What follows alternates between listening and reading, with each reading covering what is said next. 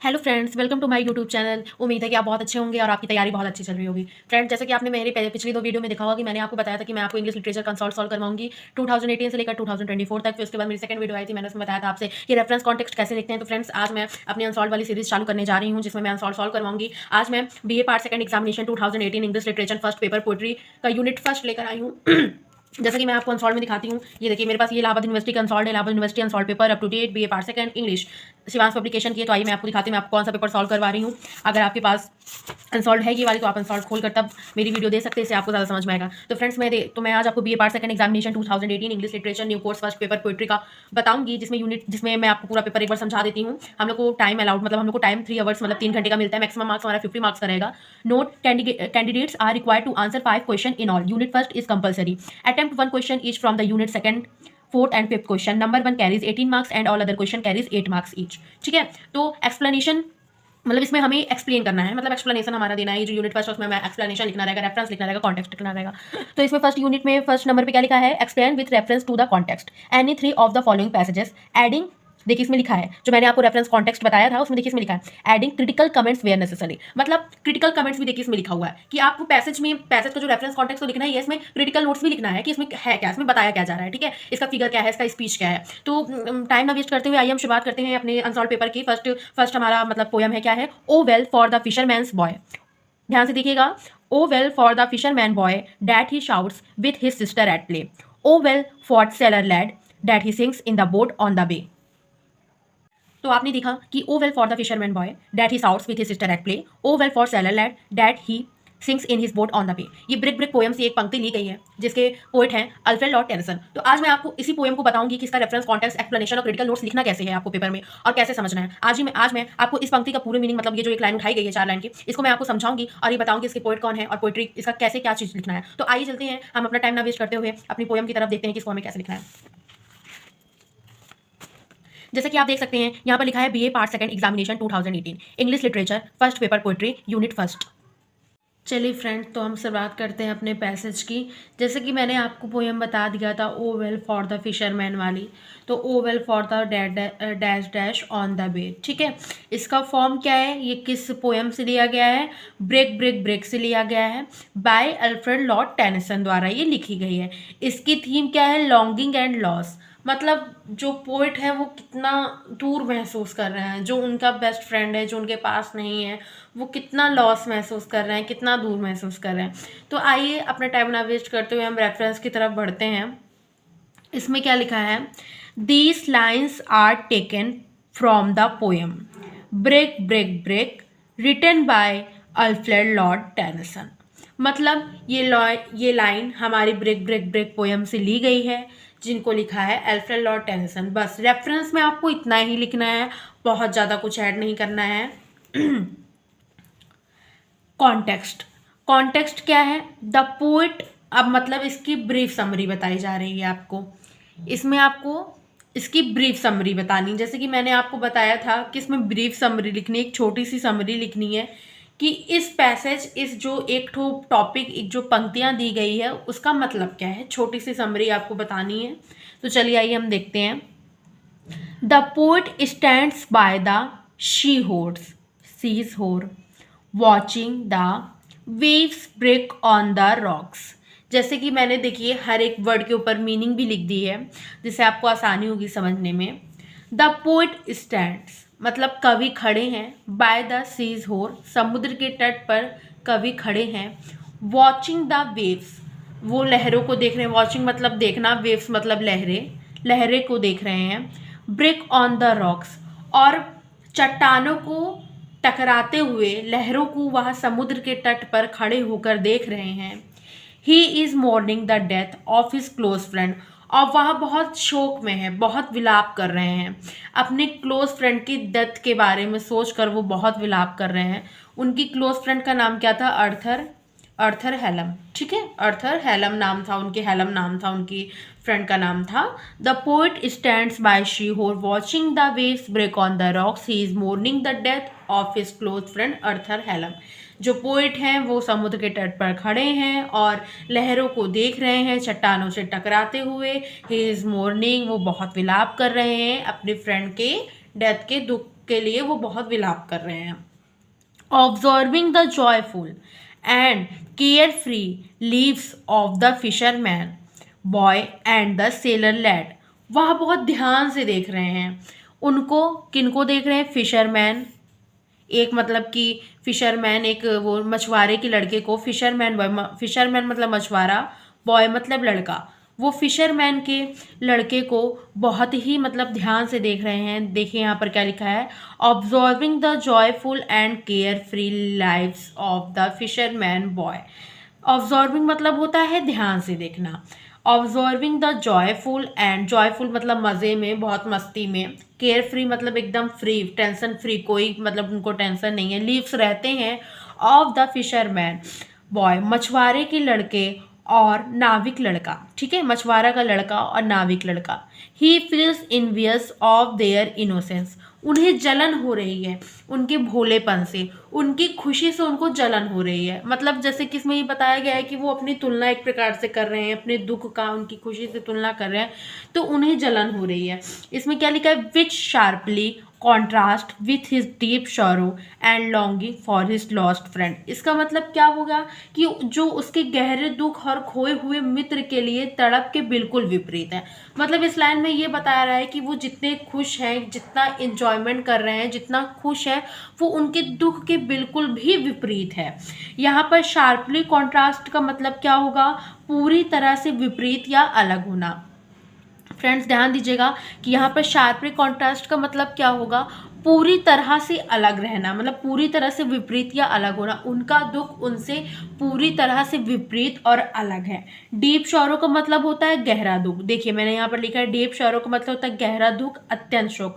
Longing का मतलब होता है, यहाँ पर लॉन्गिंग का यूज हुआ गया है, तड़प या गहरी इच्छा, मतलब बहुत उनकी गहरी इच्छा है। लॉस्ट फ्रेंड, खोए हुए मित्र को खोने की, मतलब उनको पाने की उनके अंदर बहुत ज़्यादा गहरी इच्छा है। उम्मीद है कि आपको ये पूरा पैसेज समझ में आया होगा। फ्रेंड कॉन्टेक्स्ट में हमें लिखना क्या है ये समझ में आया होगा, बहुत ईजी है, मैंने पूरा प्रॉपर दिखा दिया है। आप इसका स्क्रीनशॉट भी ले सकते हैं, अगर आपको लिखना है तो आप इसका स्क्रीनशॉट ले सकते हैं।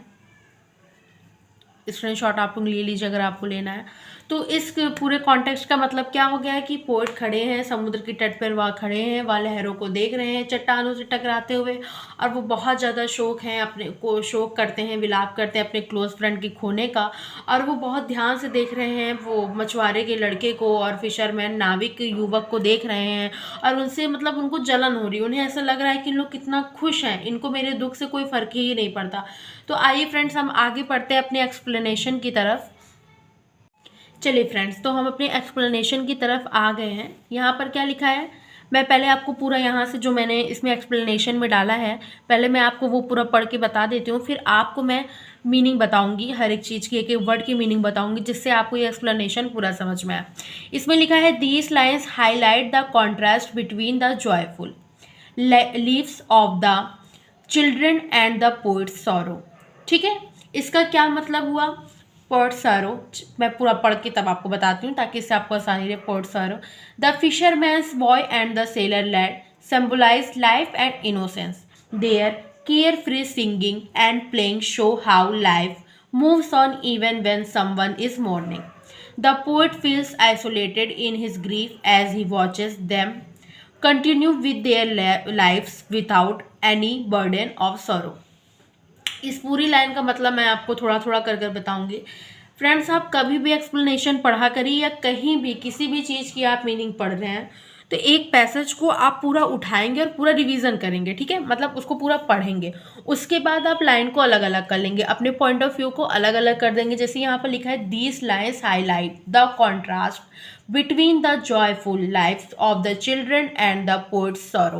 तो अब हम पहले इस लाइन का मतलब समझेंगे, हम पूरा नहीं समझेंगे, इस तरह पूरा भी समझेंगे, लेकिन पहले आधी आधी लाइन का मतलब समझेंगे फिर उसको पूरा करेंगे। तो आइए मैं आपको इस लाइन का मतलब बताती हूँ। इस पंक्ति में अगर मोटा मोटा देखा जाए तो ये पंक्तियाँ बच्चों के आनंदमय जीवन और कवि के दुख के बीच के अंतर को दर्शाती हैं।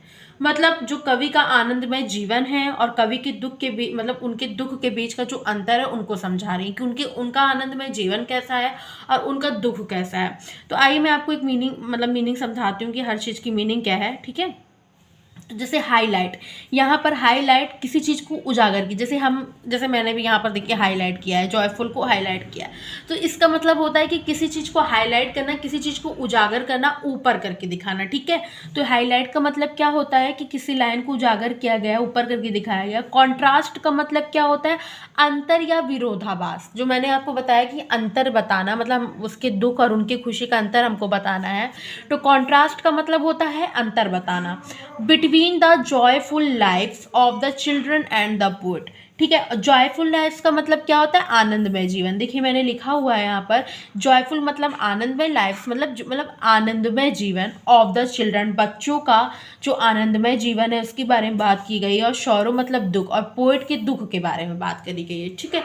शौरो मतलब क्या हो जाता है, दुख, और पोएट के दुख की बात की गई है। तो आइए मैं इसकी संपूर्ण व्याख्या आपको बताती हूँ स्पष्ट रूप से, जिससे आपको समझ में आ जाएगा कि इस लाइन का मतलब क्या है।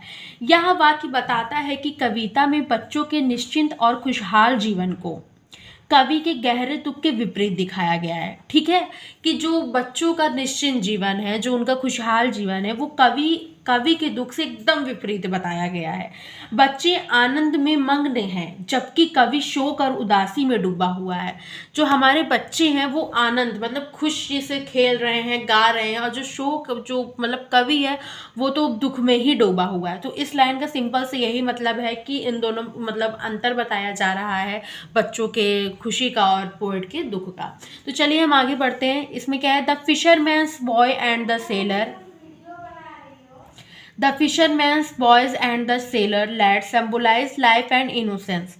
Their carefree singing and playing show how life moves on even when someone is mourning. The fisherman boy and the sailor lad symbolize life and innocence. मछुआरे का लड़का और नाविक युवक जीवन और मासूमियत के प्रतीक हैं। द फिशरमैन मतलब मछुआरा, मछुआरे का लड़का। द फिशरमैन बॉय का मतलब मछुआरे का लड़का, और द सेलर लैड मतलब जो नाविक युवक है। उनको सिंबलाइज मतलब होता है प्रतीक, सिंबलाइज मतलब होता है प्रतीक, सिंबलाइज मतलब हो जाएगा प्रतीक। लाइफ एंड इनोसेंस जीवन, इनोसेंस मतलब मासूमियत, ठीक है, मासूमियत के प्रतीक हैं। मतलब जो नाविक लड़का है और जो सेलर लैड जो मछुआरे का लड़का है और जो नाविक लड़का है वो क्या कहते हैं, जीवन और मासूमियत का प्रतीक है, ठीक है। फिशरमैन मतलब हो गया हमारे मछुआरे का लड़का, सेलर लैड मतलब हो गया नाविक युवक, सिंबलाइज मतलब होता है प्रतीक होना या दर्शाना, लाइफ मतलब होता है जीवन, और इनोसेंस मतलब होता है मासूमियत, ठीक है। मासूमियत मतलब बहुत ज़्यादा, जैसे हम बोलते नहीं इनोसेंस है, मासूमियत है। तो अगर हम इस लाइन की द फिशरमैन से लेकर सिंगे इनोसेंस तक की अगर हम लोग लाइन समझते हैं तो ये होता है, मतलब ये वाक्य आएगा कि यह वाक्य बताता है कि मछुआरे का लड़का और नाविक युवक इस कविता में जीवन की निरंतरता और मासूमियत को दर्शाते हैं। वे निश्चिंतता और आनंद का प्रतीक हैं, जो कवि के शोकपूर्ण मनोभाव के विपरीत है। मतलब जो कवि का जो शोकपूर्ण मन है उसके एकदम विपरीत है। तो चलिए आइए हम आगे की लाइन पे जाते हैं। क्या लिखा है, their care free singing and playing show how life moves on even when someone is mourning. Their carefree singing and playing show how life moves on even when someone is mourning. इस वाक्य का अर्थ है उनका बेफिक्र गाना और खेलना यह दर्शाता है, ठीक है। सिंगिंग, केयरफ्री सिंगिंग का मतलब बेफिक्र, केयरफ्री मतलब बेफिक्र, सिंगिंग मतलब गाना। तो उनका बेफिक्र गाना, और प्लेइंग मतलब खेलना, प्लेइंग मतलब आपको पता ही होगा। उनका बेफिक्र गाना और खेलना शो दिखाता है हाउ लाइफ मूव्स ऑन, खेलना यह दर्शाता है कि जीवन को कैसे आगे बढ़ता, मतलब जीवन कैसे आगे बढ़ता रहता है, भले ही कोई शोक में हो या दुख में हो। मतलब इसमें ये नॉर्मल सा बताया गया है कि कोई चाहे जितना भी शोक में हो, कोई चाहे जितना भी दुख में हो, अगले इंसान का जीवन आगे बढ़ता ही रहता है। अगला इंसान खेलता है, गाता है, सब कुछ करता है, उसका जीवन आगे बढ़ता रहता है। तो आइए मैं आपको मीनिंग, इसका अर्थ सबका मीनिंग बता देती हूँ। केयर फ्री मतलब मैंने आपको बताया बेफिक्र, ठीक है। सिंगिंग एंड प्लेइंग मतलब गाना और खेलना। लाइफ मूव्स ऑन का मतलब होता है जीवन आगे बढ़ता रहता है, आपका जीवन आगे बढ़ता रहेगा, आपके किसी के दुख होने से या किसी के लाइफ में कोई प्रॉब्लम आने से आपका जीवन रुकेगा नहीं। Even when someone is morning, ठीक है, मॉर्निंग मतलब मैंने आपको बताया था शोक या दुख, मैं लिख देती हूँ शोक या दुख, ठीक है। तो व्हेन समवन इज मोर्निंग मतलब शोक या दुख, ठीक है। Innocence their care free singing, मतलब इनोसेंस मतलब मैंने आपको बताया मासूमियत, केयर फ्री सिंगिंग का मतलब बेफिक्र गाना, और प्लेइंग मतलब खेलना, शो मतलब दिखाना, how life move on, life कैसे आगे बढ़ती रहती है। Even when someone is morning शोक या दुख मतलब मॉर्निंग मतलब शो क्या दुख।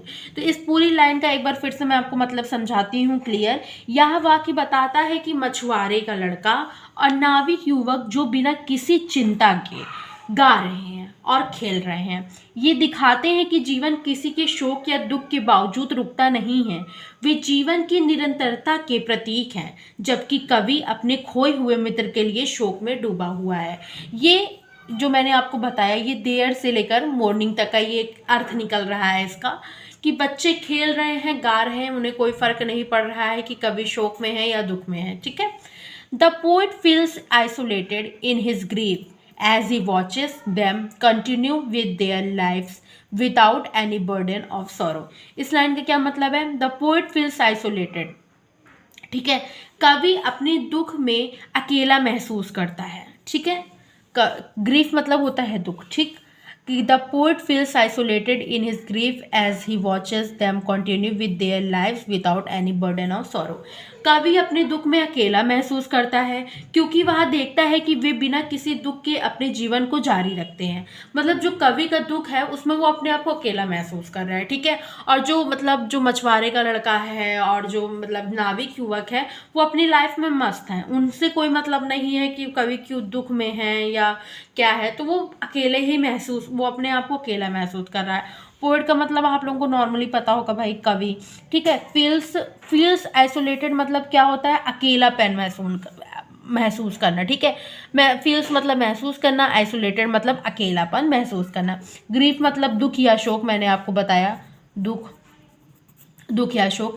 एज ही वॉचेस मतलब देखता है, देम कंटिन्यू अपने जीवन को जारी रखते हैं, मतलब जो them continue with their lives, वो अपने जीवन को नॉर्मली जारी रखते हैं, उन्हें कोई फ़र्क नहीं पड़ता है कि कभी दुख में है ये क्या। Without any burden of sorrow का मतलब होता है बिना किसी दुख के बोझ के वो नॉर्मली जी रहे हैं, मतलब अपनी लाइफ को बहुत अच्छे से वो एंजॉय कर रहे हैं, उनकी लाइफ में कोई दुख या बर्डन नहीं है, वो खेल रहे हैं, हंस रहे हैं, गा रहे हैं, सब कुछ कर रहे हैं। तो आइए मैं आपको इसकी संपूर्ण एक व्याख्या बता देती हूँ जिससे आपको ईजी हो जाएगा समझना। अगर आप देखिए फ्रेंड्स, अगर आप इस वीडियो को 1 से 2 बार अगर आपको एक बार में ये समझ में नहीं आ रही, आप 1 से 2 बार स्पीड करके 1.15 पे स्पीड करके आप इसको सुन लेते हैं तो मुझे कंफर्म पता है कि आपको ये पैसेज बहुत अच्छे से आ जाएगा और समझ में आ जाएगा। तो इसकी पूरी व्याख्या हम क्या समझते हैं कि यह वाक्य बताता है, द पोएट से लेकर सौरों तक मैं बता रही हूँ, यह वाक्य बताता है कि कवि अपने गहरे दुख में अकेलापन और अलगाव महसूस करता है। यह वाक्य बताता है कि कवि अपने गहरे दुख में अकेलापन और अलगाव महसूस करता है क्योंकि वह देखता है कि मछुआरे का लड़का और नाविक युवक बिना किसी चिंता या दुख के खुशी से अपना जीवन को जी रहे हैं। उनकी निश्चिंतता कवि के शोक के विपरीत है, मतलब उनकी जो निश्चिंतता है वो कवि के शोक के विपरीत है, कोई मतलब नहीं उनको कवि के शोक से, जिससे कवि को और भी अधिक अकेलापन महसूस होता है। मतलब वो उन लोगों को देखता है और उनको मतलब उनको हल्की सी ईर्ष्या भी होती है कि ये कैसे जॉयफुल है, कैसे अच्छे से खेल रहे हैं, मतलब एनीथिंग सब कुछ मिला के उसमें बताया गया है कि वो कैसे दुख में है और उनके दुख को किसी से कोई मतलब नहीं है।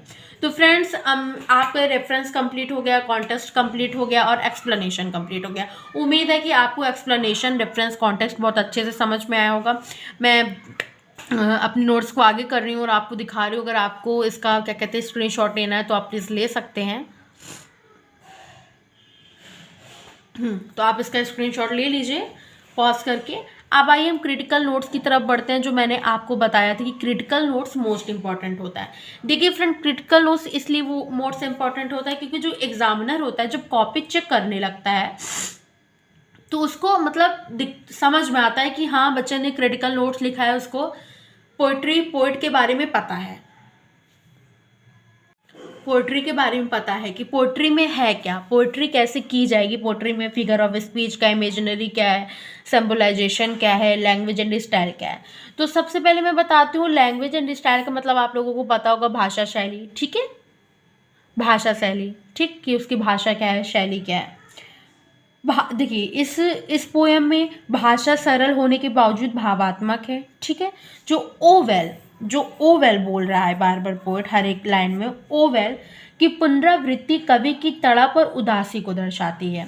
जो ओवेल होता है वो कवि की उदासी को दर्शा रहा है, ठीक है। इसमें यहाँ पर ये बताया गया है कि जो ये ओवेल है ये मतलब उसकी उदासी को दर्शाता है। मैं यहाँ पर लिख दे रही हूँ जिससे आपको समझ में आ जाएगा।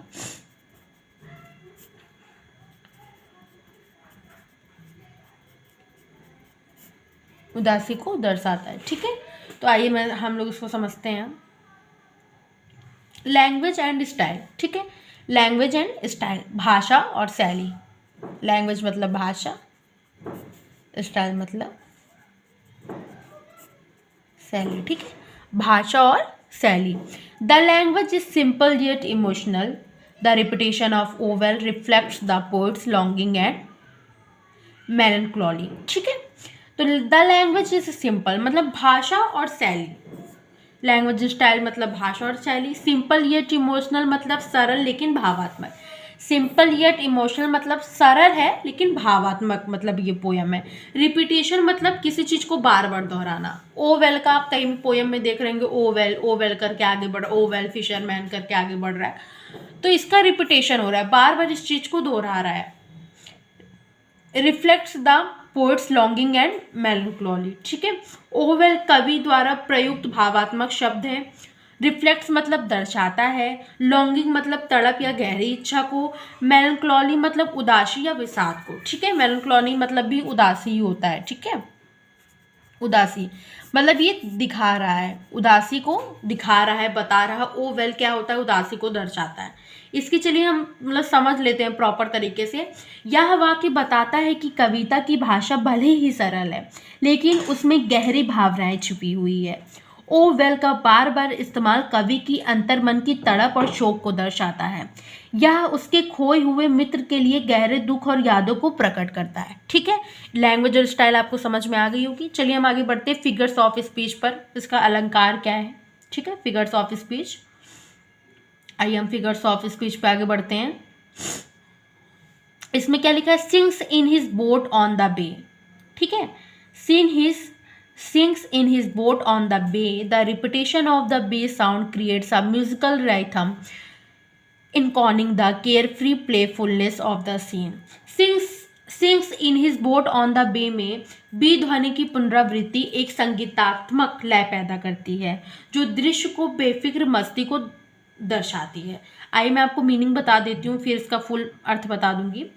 फिगर्स ऑफ स्पीच का मतलब क्या होता है, अलंकार। रिपीटेशन का मतलब होता है, मैंने बताया था अभी आपको, बार बार दोहराना। बी साउंड, बी अक्षर की ध्वनि, मतलब यहाँ पर बी साउंड है तो बी अक्षर की ध्वनि।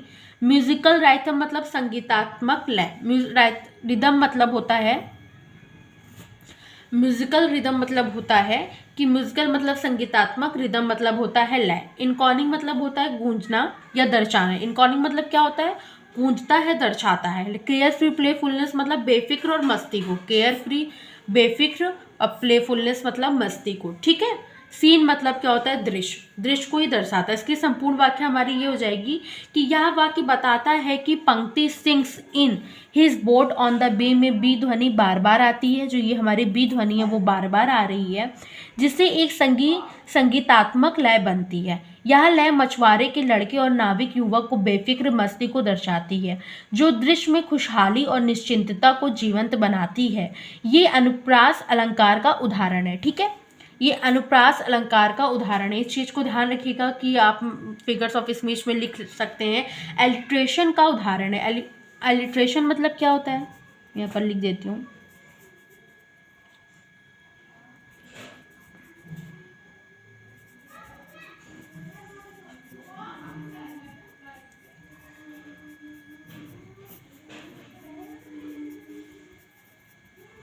देखिए मैंने आपको लिख दिया कि एलिट्रेशन मतलब क्या होता है, अनुप्रास अलंकार।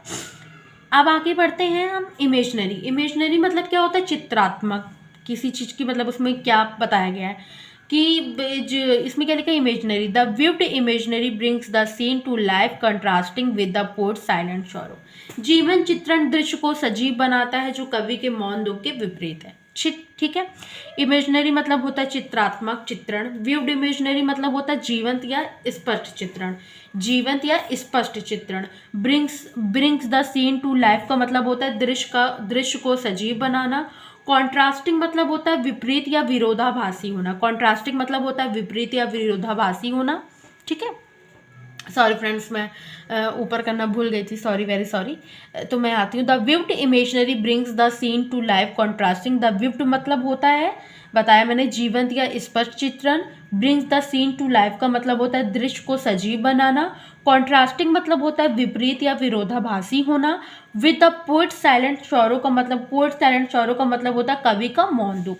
इस पूरी की व्याख्या हमारी क्या होगी कि यह वाक्य बताता है कि कविता में जीवंत चित्रण, ठीक है, ध्यान से सुनिएगा इस चीज़ को, बहुत ध्यान से सुनिएगा, कि यह वाक्य बताता है कि कविता में जीवंत चित्रण, जैसे जीवन चित्रण मतलब जैसे मैं आपको बताती हूँ, अगर आपने पोयम पढ़ी होगी तो आपको ये लाइन समझ में आएगी कि जैसे समुद्र, लहरें और बच्चों का खेल दृश्य को जीवंत और वास्तविक बनाता है। ठीक है। यह वाक्य बताता है कि कविता में जीवंत चित्रण जैसे समुद्र, लहरें और बच्चों का खेल दृश्य को जीवंत और वास्तविक बनाता है। यह मछुआरे की लड़के और नाविक युवक की निश्चिंतता और आनंद को स्पष्ट रूप से दिखाता है, जो कवि के गहरे और मौन दुख के बिल्कुल विपरीत है। चित्रात्मक इमेजनरी के उपयोग से पाठक उस दृश्य को अपनी कल्पना में देख सकता है, जिससे कवि के भावात्मक संघर्ष को और भी प्रभावी ढंग से समझा जा सकता है। मतलब एक पूरा चित्रात्मक रूप से उसको बताया गया कि जैसे समुद्र, लहरें और बच्चों का खेल। एक मतलब उदाहरण दिया गया है कि जैसे समुद्र अपना काम कर रही हैं, समुद्र में लहरें अगर उठ रही हैं, गिर रही हैं, उठ रही गिर रही हैं, तो लगातार वो उठ गिर रही हैं। बच्चे खेल रहे हैं तो खेल रहे हैं, खुश हो रहे हैं तो खुश हो रहे हैं। उससे इनको मतलब उन चीज़ों से इनके दुख पे कोई फर्क नहीं पड़ता है। तो आइए सबसे एकदम आखिरी लाइन में हम आते हैं, सिंबोलिज्म। ठीक है। सिंबोलिज्म मतलब क्या होता है? किसी चीज़ का प्रतीक। मैंने आपको बताया था बच्चे जीवन की निरंतरता के प्रतीक है, जो कवि की क्षति की भावना के विपरीत है। The children symbolize life's continuity contrasting with the poet sense of loss. बच्चे जीवन की निरंतरता के प्रतीक हैं, जो कवि की क्षति की भावना के विपरीत हैं। ठीक है। तो आइए मैं आपको बताती हूँ कि सिंबोलिज्म मतलब क्या होता है? प्रतीकवाद या प्रतीकात्मक। लाइफ्स कंटिन्यूटी मतलब चिल्ड्रन मतलब होता है बच्चे। सिंबलाइज मतलब प्रतीक होना या दर्शाना। सिंबोलाइज्म मतलब होता है प्रतीकवाद या प्रतीकात्मक। चिल्ड्रन मतलब होता है बच्चे। सिंबलाइज मतलब होता है प्रतीक होना या दर्शाना। लाइफ्स कंटिन्यूटी मतलब होता है जीवन की निरंतरता। कॉन्ट्रास्टिंग मतलब होता है विपरीत या विरोधाभासी। ठीक है। तो आइए मैं आपको पूरी इसकी मतलब पूरा अर्थ बताती हूँ कि सिंबोलाइज्म इसमें लिखा क्या है। यह वाक्य बताता है कि मछुआरे का लड़का और नाविक युवक इस कविता में जीवन की निरंतरता और मासूमियत के प्रतीक हैं। वे खुशी और बेफिक्री के साथ जीवन जी रहे हैं, जो दर्शाता है कि जीवन रुकता नहीं है। यह कवि के दुख और खोए हुए मित्र के लिए शोक के बिल्कुल विपरीत है। कवि के लिए समय ठहर सा गया है, लेकिन बच्चों के जीवन में कोई भी रुकावट नहीं आई है। वह आगे बढ़ रहे हैं, जो जीवन और मृत्यु के बीच के विपरीत भावों को दर्शाता है। तो फ्रेंड्स, जैसे कि हमारे ये क्रिटिकल नोट्स भी कंप्लीट होता है, सबसे पहले आप स्क्रीनशॉट ले लीजिए अगर आप लोगों को लेना है, लिखना है प्रॉपर। अगर आप इस तरह लिख देते हैं ना पेपर में, तो आपको कोई प्रॉब्लम ही नहीं होने वाली है। बहुत अच्छे से आप अपना पैसेज कंप्लीट करेंगे और बहुत अच्छे तरीके से, बहुत ईजी लैंग्वेज में भी लिखा हुआ है। तो उम्मीद है कि आपको मेरी ये वीडियो पसंद आई होगी। मानती हूँ कि थोड़ी लंबी वीडियो है, लेकिन आप इसको स्पीड में कर देखेंगे तो आपको ज़रूर ये वीडियो पसंद आएगी। अगर आपको ये वीडियो पसंद आई हो और अगर आपको मेरा समझाना पसंद आया तो प्लीज़ एक लाइक करेगा, सब्सक्राइब करेगा और कमेंट करेगा, जिसके लिए मैं आपके लिए अगला पैसेज बहुत जल्द ले आऊँ। Thank you.